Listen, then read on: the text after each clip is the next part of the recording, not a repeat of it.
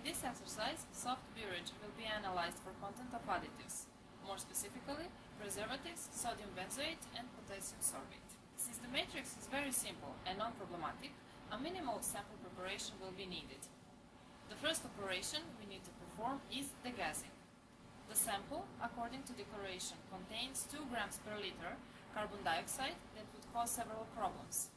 First, bubbles in the injection syringe and loop will reduce actual amount of injected sample, thus introducing significant error. Furthermore, while CO2 would remain dissolved before and in the column, due to high pressure, it would be released as bubbles afterwards. Upon reaching the detector, bubbles would cause ghost peaks. So, we will degas a small aliquot of sample by sonication.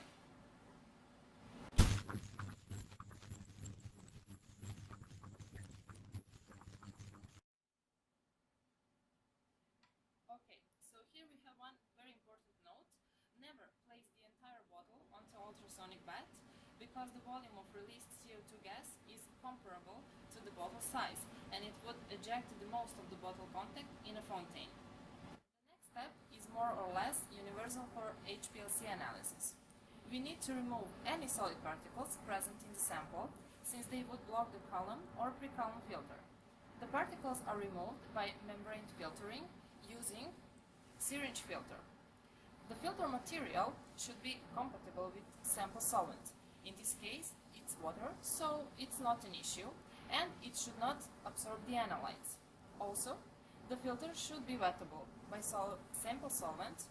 For example, PTFE filters, like we have one here, that are otherwise excellent due to chemical resistance, are not wettable by water, so they will not pass our sample at all.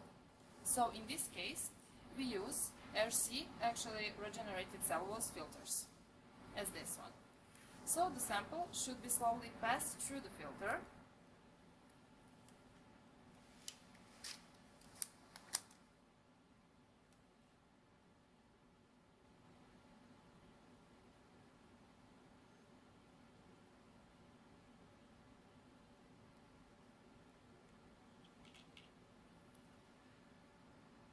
So now the sample should be slowly passed through the filter because too much force on the piston would result in filter rupture and then the filtration would have to be repeated.